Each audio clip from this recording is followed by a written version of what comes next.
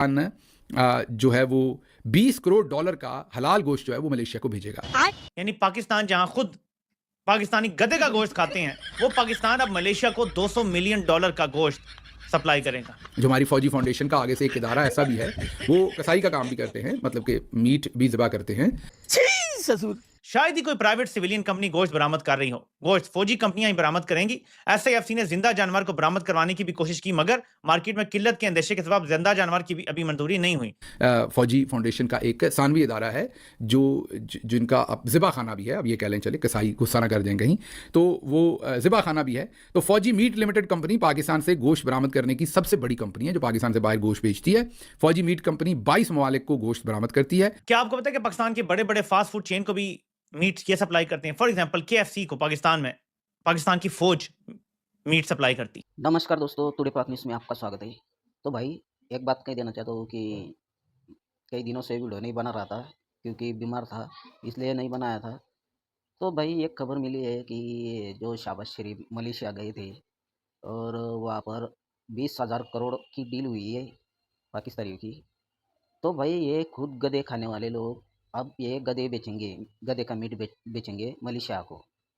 तो ये ठेका आर्मी के जो फाउंडेशन है उनको मिला है। तो भाई तो पाकिस्तान में इतने बड़े कांड हो रहे हैं और एक बार जापर एक्सप्रेस पर हमला हुआ है, तो ये काम नहीं संभाल सकती है।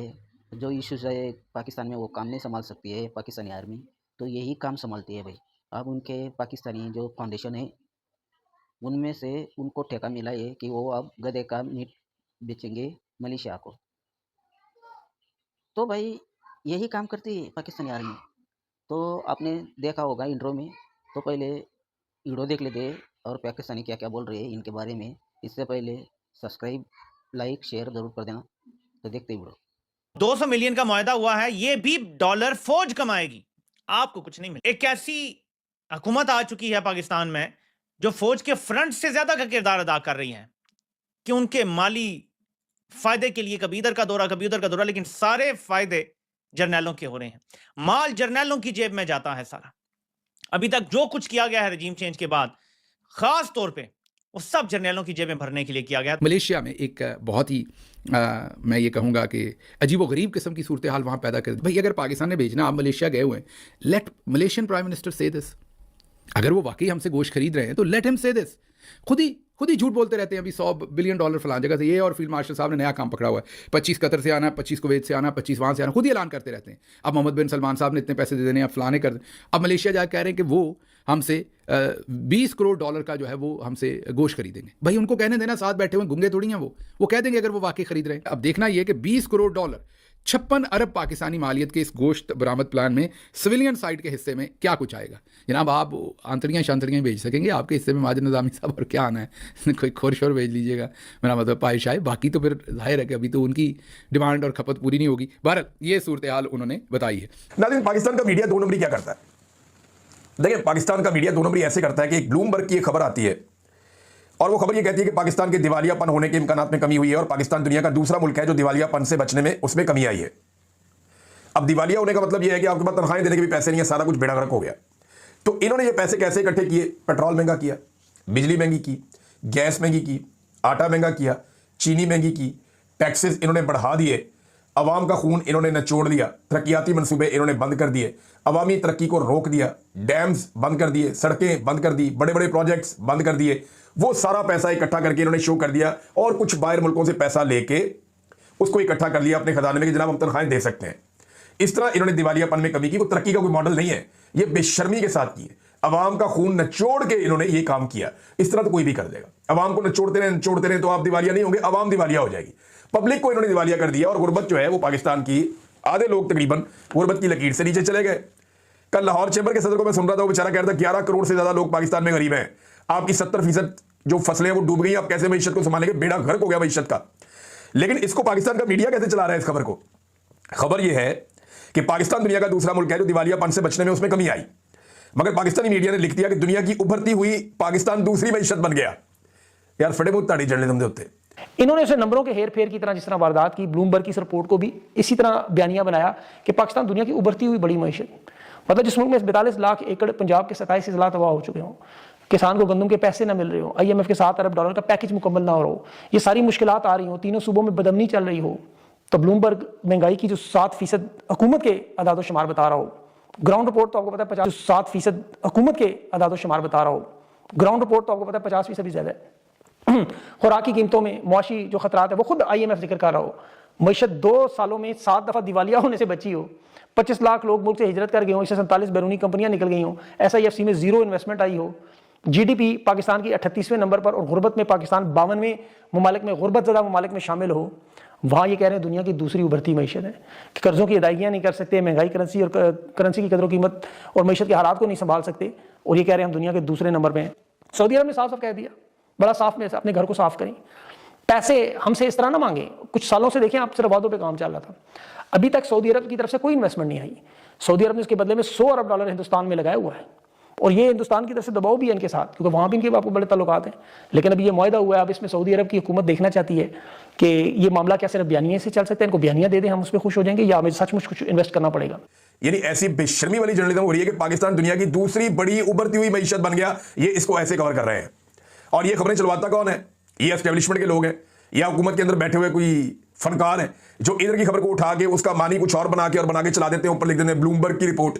ब्लूमबर्ग की रिपोर्ट पढ़ो, अगर आपको अंग्रेजी आती है तो आप उसके अंदर पढ़ें, आपको समझ आएगी, या गूगल ट्रांसलेटर में डाल दें तो आपको पता चल जाएगा कि जनाब वो क्या कह रहे हैं। लिहाजा ये लोगों को बेवकूफ़ बनाने का सिलसिला इनका जारी है, और बहुत सारे लोग बेचारे पीछे लग भी जाते हैं। भाई ये लोग इतने बेशरम हैं और दुनिया में दिखाते अपने मेडल मेडल किस बात की जंग करते हैं, मेडल तमगे लगा लगा कर घूमते हैं पाकिस्तान में। इतने तमगे रहते हैं भाई, तो 2-2 4-5 किलो के तो तमगे लटके होते होंगे इन लोगों के पास। कोई जंग नहीं करना, कोई करना नहीं काम, तो तमगे लगा कर आ जाते हैं और लोगों को दिखाते हैं वो नंबर फौज। तो भाई इन्होंने अब मलेशिया से डील की है, जो शहबाज शरीफ घूम रहे थे इधर उधर, पहले सऊदी अरब गए भीख मांगने, फिर वहाँ से कतर, वहाँ उधर इधर उधर, अब ये मलेशिया के साथ डील 20,000 करोड़ डॉलर की हुई, ये खबर आ रही है, ये बाद में भी कैंसिल हो सकती है। तो यही तो बेच सकते हैं भाई, ये कुछ डेवलप नहीं करते, कुछ काम धंधा नहीं करते, ये जानवरों को ही मारते हैं, वो खाते हैं और दूसरे को बेचते हैं। तो भाई ये गधे क्यों पालते हैं? इनके दुनिया का से कहाँ पहुँच गई है, दुनिया में क्या क्या डेवलप हो रहा है, और ये अब तक गधे गाड़ी पर ही घूमते हैं पाकिस्तान में। तो ये बेचारे गधे भी सोचते होंगे कि भाई कहाँ पाकिस्तान में आ गए हम, ये पाकिस्तानी गधे को भी नहीं छोड़ रहे हैं, अब इनके मीट बेचेंगे। और जो मीडिया है पाकिस्तानी कुछ खबर ही नहीं बताती, ये सिर्फ चूरन देते हैं लोगों को, इनको पैसे मिल जाते हैं आर्मी की तरफ से, बस हमारी वाहवाही करना और अच्छा अच्छा बोलना।